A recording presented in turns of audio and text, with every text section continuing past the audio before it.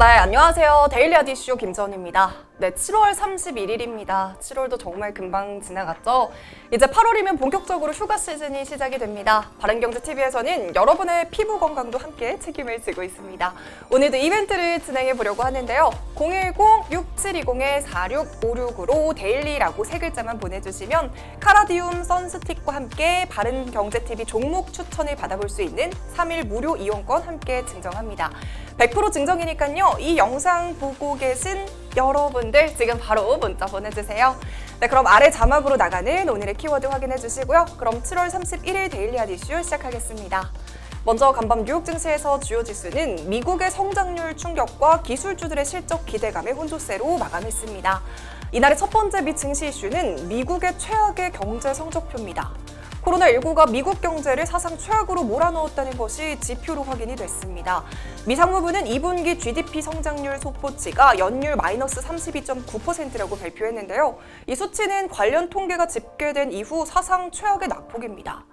소비와 투자, 수출과 수입 등 대부분의 경제활동 부분에서 심각한 침체를 겪고 있다는 것을 보여주고 있습니다. 실업 지표도 다르지 않습니다. 고용 회복세가 정체를 보이면서 빠른 경기 회복에 대한 기대감이 더욱 감소했습니다. 지난주 주간 실업보험 청구자 수가 전주 대비 1만 2천 명 늘어난 143만 4천 명을 기록하면서 2주 연속으로 증가세를 나타냈는데요. 결국 시장에서는 적어도 당분간 짧게 침체했다가 금방 회복하는 V자 반등은 어려울 것이라는 우려가 확산되고 있습니다. 두 번째 미 증시 이슈는 트럼프 대통령의 대선 연기 발언입니다. 트럼프 대통령이 갑자기 대선 연기 가능성을 언급했습니다. 트럼프 대통령은 본인의 트위터를 통해서 코로나19로 우편 투표를 실시하게 된다면 2020년 이번 대선에서는 부정선거가 발생할 수 있다고 주장을 하고 있는데요. 국민들이 안전하고 적절한 방식으로 투표를 할 수 있을 때까지 선거를 미룬다고 덧붙였습니다. 트럼프 대통령의 트윗 발언이 논란이 커지면서 몇 시간 만에 이 말을 다시 번복하면서 대선 연기를 원하는 건 아니었지만 다만 우편 투표는 문제가 있다고 말을 바꿨습니다. 하지만 민주당과 공화당 의원들이 즉시 대선 연기는 없다고 단호하게 말을 하고 있고요. 미국 헌법 또한 대통령이 독단적으로 선거를 미룰 수 없도록 하고 있는 만큼 선거 연기가 현실화될 가능성은 작을 것으로 보입니다. 하지만 트럼프 대통령이 패배 시 불복 명분을 쌓는 것이 아니냐는 분석이 나오는 등 대선과 관련해서 불확실성이 커졌다는 분석이 나오고 있습니다. 마지막 미 증시 이슈는 기술주들의 강세입니다. 앞선 이유들로 지수들이 계속 불안한 모습을 보였는데요. 장마감 이후에 실적을 발표를 앞둔 핵심 기술 기업들의 주가가 강세를 보이면서 나스닥은 상승으로 전환했습니다. 이날은 애플과 아마존, 페이스북, 구글의 모회사인 알파벳 등의 일제 실적을 발표했는데요. 애플의 주가는 이날 1% 이상 올랐고요. 아마존과 페이스북도 이날 0.5% 내외의 상승률을 보였습니다. 애플과 아마존 그리고 페이스북 주가는 마감 이후에 시간외 거래에서도 양호한 실적을 바탕으로 상승세를 보여줬습니다. 국내 증시는 미국 성장률 급감의 영향으로 양지수 모두 약보합세를 보였습니다. 오늘 테마 동향을 살펴보시면 강세를 보인 테마로는 구충제와 치매, 인터넷 대표주와 2차 전지 관료주였고요. 약세 테마로는 전선과 카메라 모듈 그리고 핵 융합 에너지, 건설 대표주들이 약세를 보였습니다. 자세한 장마감 지수는 화면으로 살펴보시죠.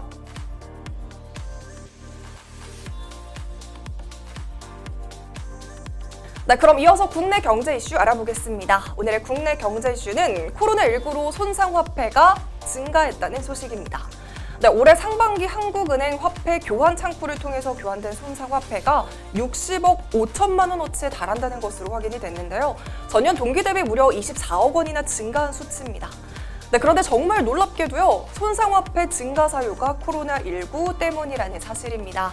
코로나19 바이러스가 확산되면서 혹시라도 돈에 바이러스가 묻어있다는 우려에 지폐를 세탁기에 돌리거나 전자레인지에 넣고 돌리는 사례가 증가한 건데요. 이 방법들이 소독 효과가 있는지도 미지수지만 재산 피해도 상당하다고 합니다. 실제로 부의금으로 들어온 현금 2,200만 원가량을 세탁기에 넣고 돌렸다가 상당한 재산 손해를 입은 사례도 있고요. 전자레인지에 돌리는 사례도 많다고 합니다. 특히 전자레인지에 돈을 돌리면 마이크로파가 화폐에 부착된 위조 방지 장치인 홀로그램과 은선과 결합해서 화재가 발생할 수 있기 때문에 굉장히 위험합니다. 절대로 돈을 세탁기나 전자레인지에 돌리시면 안 된다는 거 말씀드리면서 그럼 본격적으로 오늘의 이슈 살펴보겠습니다. 과연 어떤 이슈들이 있었을까요? 네, 먼저 첫 번째 종목은 와이팜입니다. 7월에만 신규 상장한 기업들이 상당합니다. 와이팜 역시 오늘 코스닥 시장에 상장한 기업인데요. 상장 첫날 큰 폭의 오름세를 보였습니다. 과연 와이팜은 어떤 기업일까요? 와이팜은 2006년에 설립된 5G 단말기용 전력 증폭기 등 무선 통신기기 송수신에 필요한 무선 주파수 부품 등을 제조하는 업체입니다. 2013년 이후에 무선 주파수 모듈을 양산하면서 국내에서 유일한 제조업체로 자리를 잡고 있는데요. 여기서 무선 주파수 모듈이란 단말기 송신 신호와 수신 신호가 서로 충돌하지 않도록 분리시키고 특정 주파수만 통과시키는 필터 역할을 하는 부품입니다. 또한 삼성전자 갤럭시 핸드폰에 LTE 전력 증폭기를 납품하고 있고요. 지난해를 기준으로 삼성전자 매출 비중이 99.5%를 차지하고 있는 만큼 안정적인 고객사를 보유하고 있습니다. 와이팜의 성장성과 기술력에 더불어서 하반기에는 국내와 중국 등지에서 5G 투자가 가속화되면서 5G 단말기 출시 확대에 따른 수혜가 기대되고 있는데요. 앞서 말한 무선 주파수 부품을 공급하고 있는 글로벌 기업은 와이팜을 포함해서 브로드컴과 퀄컴 등 6개사에 불과합니다. 또한 와이팜은 2011년 이후 삼성전자 스마트폰의 부품을 공급해온 업력을 계속 유지하고 있고요. 하반기 샤오미 등 중국 휴대폰 제조업체 약 5개사의 공급을 추진하고 있습니다. 네, 호재가 될 만한 재료는 아직도 있습니다. 와이팜이 바로 한국판 뉴딜 수혜주이기도 한데요. 금융정보업체인 FN가이드에 따르면 와이팜은 지난 한 주 종목과 보고서 검색 순위에서 나란히 1위를 차지했다고 합니다. 한국판 뉴딜 가운데 하나인 디지털 뉴딜에 따라 5G 부품 업체에 대한 관심이 증가했기 때문인데요. 특히나 와이팜의 5G 단말용 부품은 단가도 높은 만큼 실적과 수익성 성장에도 긍정적으로 기여할 것으로 판단되고 있습니다. 네, 덕분에 오늘 와이팜의 시가는 공모가 11,000원을 상회하는 15,550원에 형성이 되었고요. 장중에 상한가까지 오르면서 22,200원의 고점을 찍었습니다.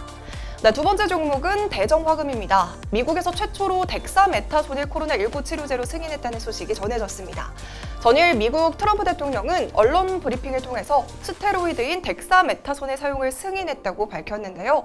주목할 만한 점은 질병이 악화된 환자들에게서 덱사메타손이 성공을 거두었다는 점입니다.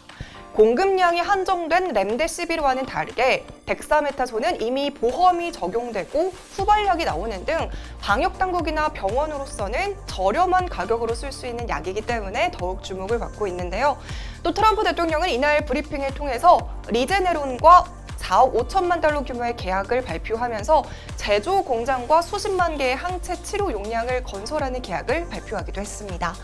이 소식이 오늘 대정화금이 오전 10시 반을 기준으로 갑자기 주가가 급등세를 보이면서 상한가에 도달하기도 했습니다. 그 이유는 대정화금이 국내 유일의 덱사메타손 제조 필수 원료 의약품을 생산하고 있는 것으로 알려졌기 때문입니다. 또한 신풍제약이나 셀트리온, 그리고 유한양행, 제일약품, 녹십자 등 모두 대정화금의 거래처라는 말도 있었던 만큼 기대 매수세가 몰리면서 장중에 24,050원까지 상승했습니다. 네, 이렇게 오늘은 와이팜과 대정화금 소식으로 데일리 아디슈 마무리하겠습니다. 시청해주신 모든 분들 고맙습니다.